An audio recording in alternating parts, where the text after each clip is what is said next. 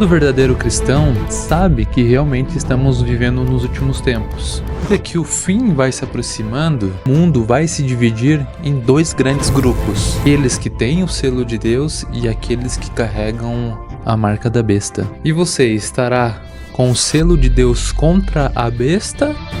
Ou estará com a marca da besta contra Deus? Mas afinal, o que é o selo de Deus? O selo de Deus é uma marca na testa. Isso significa que a pessoa recebeu a vida de Deus e tem essa marca. Então ela é separada do resto do mundo. No livro de Apocalipse, no capítulo 14, no verso 1, a gente lê o seguinte: Olhei, e eis o Cordeiro em pé sobre o monte Sião, e com ele 144.000 que tinham o nome dele e o nome de Deus Pai escrito na testa. Aqui o nome do Pai é destacado como se fosse o selo de Deus. Esse selo de Deus no livro de Apocalipse é um tema que gera muitas especulações, mas a chave para entendê-lo está no contexto do próprio texto bíblico, que é bem mais simples do que parece. Então vamos direto ao ponto, sem rodeios ou misticismos misteriosos ou secretos. No livro de Apocalipse, o selo de Deus aparece especificamente em Apocalipse capítulo 7, versículo 2 ao 4, e também no capítulo 9, versículo 4. No capítulo 7, João descreve um anjo que vem do leste segurando o selo do Deus vivo. Este selo é colocado na testa dos servos de Deus para protegê-los dos julgamentos que estão por vir sobre a terra. Aqui vai uma verdade que muita gente ignora. Este selo não é físico, como se fosse uma marca visível para todo mundo, e sim é um símbolo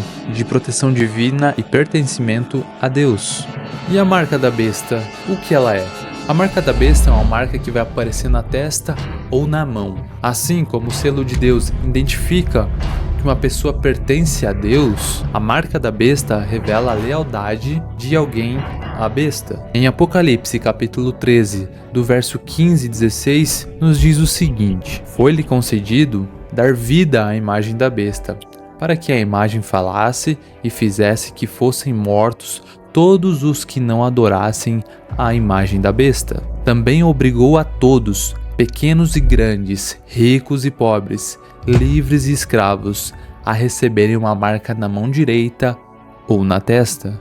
Este versículo deixa claro que tanto o selo de Deus quanto a marca da besta aparecem na mesma parte do corpo, mas possuem significados muito diferentes. Enquanto o selo de Deus alinha e separa as pessoas do mundo, a marca da besta demonstra que a pessoa tem lealdade à besta. Mas daí vem a pergunta: como podemos distinguir aqueles que têm o selo de Deus daqueles que têm a marca da besta? Primeiro vamos identificar aqueles que têm o selo de Deus. Aqueles que têm o selo de Deus adoram a Deus. Em Apocalipse capítulo 14, no versículo 7, fala o seguinte: Ele disse em voz alta: Temam a Deus e deem-lhe glória, pois chegou a hora do seu julgamento.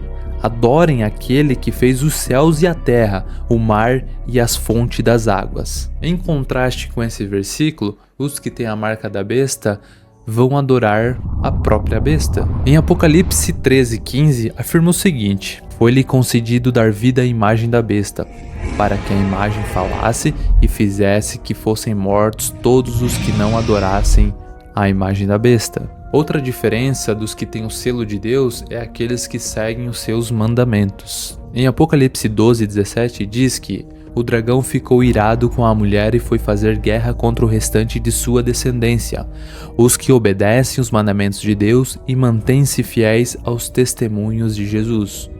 Curiosamente, os mandamentos de Deus também podem ser vistos como símbolo do seu selo, conforme descrito em Deuteronômio 11:18, que fala o seguinte: Guardem estas palavras que hoje lhes ordeno no coração e na mente, amarrem-nas como um sinal nas mãos e prendam-nas na testa. Assim, os mandamentos de Deus são, na verdade, o seu selo. Por outro lado, aqueles que adoram a besta não seguem os mandamentos de Deus. Eles fazem apenas o que a besta ordena. Outra diferença clara daqueles que têm o selo de Deus é que eles não cedem em nenhum momento para desobedecer os mandamentos de Deus. Pode ter qualquer pressão, qualquer coisa em cima deles que eles não desobedecem. Vi algo como um mar de vidro misturado com fogo, de pé junto ao mar. os que haviam vencido a besta, a sua imagem e o número do seu nome. Tinham harpas dadas por Deus. Estas pessoas venceram a besta, o que significa que elas não rejeitaram os mandamentos de Deus, mantiveram sua fé firme, foram fortes e firmes em seguir os mandamentos de Deus. E os que possuem a marca? Esses não resistiram à pressão. Como cristãos, devemos sempre lembrar que a palavra de Deus, ela é sim verdadeira. Quando ela nos alerta sobre a vinda de uma besta, devemos estar preparados. A Bíblia nos diz que quem adorar a besta e sua imagem e receber uma marca na testa ou na mão, receberá do vinho da ira de Deus, que será derramado sem mistura no cálice de sua indignação, e será atormentado com fogo e enxofre diante dos santos anjos e do Cordeiro. A fumaça do seu tormento subirá para todo o sempre. Não haverá descanso nem de dia nem de noite para aqueles que adorarem a besta e a sua imagem, ou para aqueles que receberem a marca do seu nome. Desses versículos podemos entender que um grande castigo aguarda aqueles que aceitarem a marca da besta nos últimos tempos.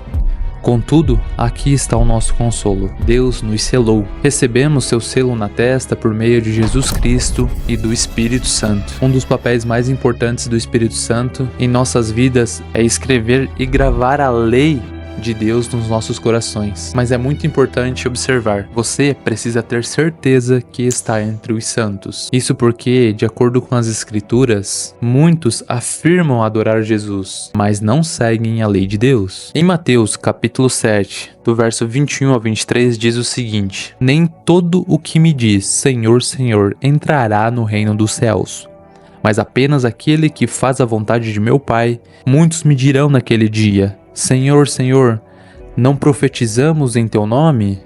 Em Teu nome não expulsamos demônios e não realizamos muitos milagres? Então eu lhes direi claramente: nunca os conheci, afastem-se de mim, vocês que praticam o mal. A triste realidade é que muitos ouvirão essas palavras temidas: eu nunca os conheci, afastem-se de mim, vocês que praticam o mal. Isso porque não serviram a Deus em espírito e em verdade, e contudo eles não têm o selo de Deus sobre si. Mas então, como saber se você faz parte dos santos? Primeiro, os santos servem e obedecem a Deus, seguem os mandamentos de Deus. Portanto, a primeira pergunta que você deve se fazer é: você obedece e serve a Deus? E como está o seu relacionamento com Deus nesses tempos finais? Espero que você não tenha se desviado para as coisas do mundo. É muito importante você ter clareza e saber aonde que você está, porque o juízo de Deus está próximo. De acordo com o livro de Daniel, no capítulo 8, no verso 24, os santos são pessoas poderosas e santas. Você se consagrou ao Senhor? Se você realmente tem o selo de Deus na tua testa, tenho certeza que ficará longe de toda e qualquer iniquidade. Outra característica dos santos é que eles são homens e mulheres de entendimento. Isso significa que passarão por muito tempo estudando e meditando na palavra de Deus. E você, com que frequência faz isso? Além disso, o nome dos santos está escrito no livro da vida, e eles são bem conhecidos no céu. Deus os conhece pelo nome. Você deve se perguntar: será que Deus me conhece pelo nome? E é por isso que você deve se esforçar ao máximo em guardar os mandamentos e ter um testemunho genuíno de Jesus. Não permita que ninguém te convença de que ninguém é perfeito. Talvez você já deve ter ouvido falar: mas ninguém é perfeito. Não permita que ninguém te convença desta maneira. Você é chamado para viver de maneira santa e justa. Enquanto você estiver fazendo essas coisas, você estará sim no caminho certo. E por fim, os santos suportarão a perseguição. A simples verdade é que a besta fará guerra e perseguirá os santos, os ungidos de Deus. A besta, ela buscará fazê-los cair em tentação, mas aqueles que permanecerem firmes na palavra de Deus e em Deus prevalecerão. Eles mantiveram seu compromisso com Deus e venceram a besta. A Bíblia nos dá um vislumbre do que acontecerá nos tempos finais, lá no livro de Daniel. Em Daniel 3, a Bíblia conta que Nabucodonosor construiu uma imagem de ouro e ordenou todas as nações, línguas, tribos, povos que adorassem a imagem quando a trombeta tocasse. Neste trecho vemos uma prévia da imagem da besta nos últimos tempos. De acordo com a Bíblia, ele também desejava ser adorado, forçaria pessoas a adorá-lo, mas algo surpreendente aconteceu.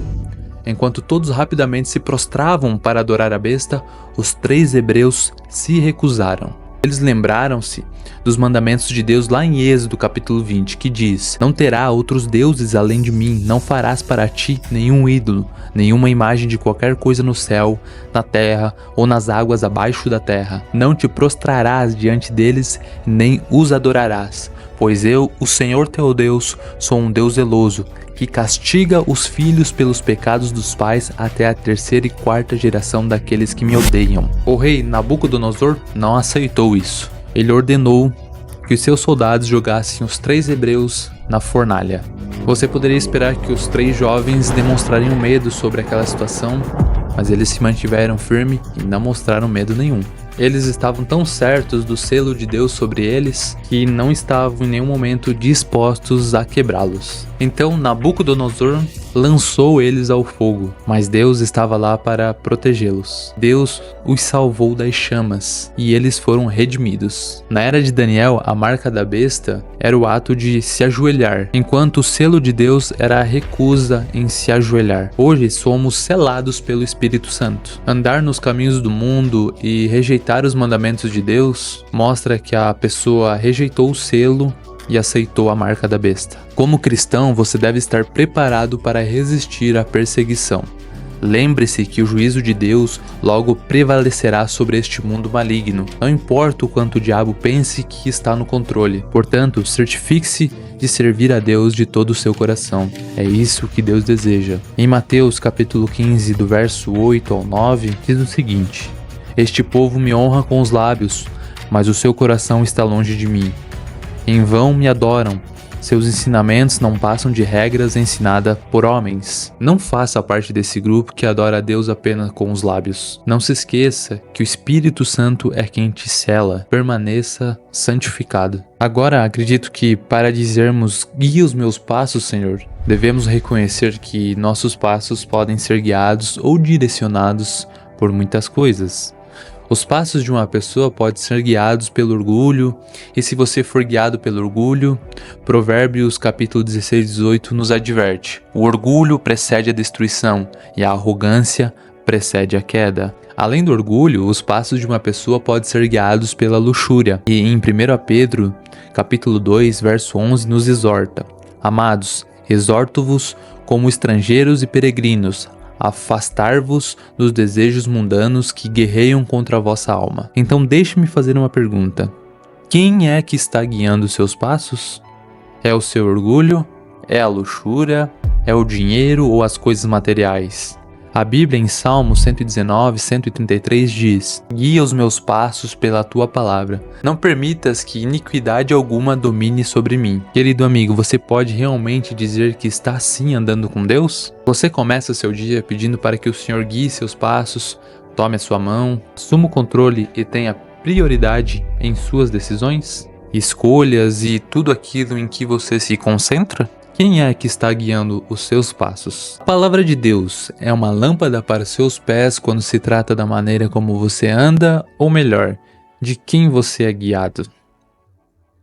Todos nós devemos estar cientes de que há uma guerra entre a carne e o espírito. Em Gálatas capítulo 5, do verso 16 e 17, nos diz o seguinte: "Por isso digo, vivam pelo Espírito, e de modo nenhum satisfarão os desejos da carne, pois a carne deseja o que é contrário ao Espírito, e o Espírito o que é contrário à carne.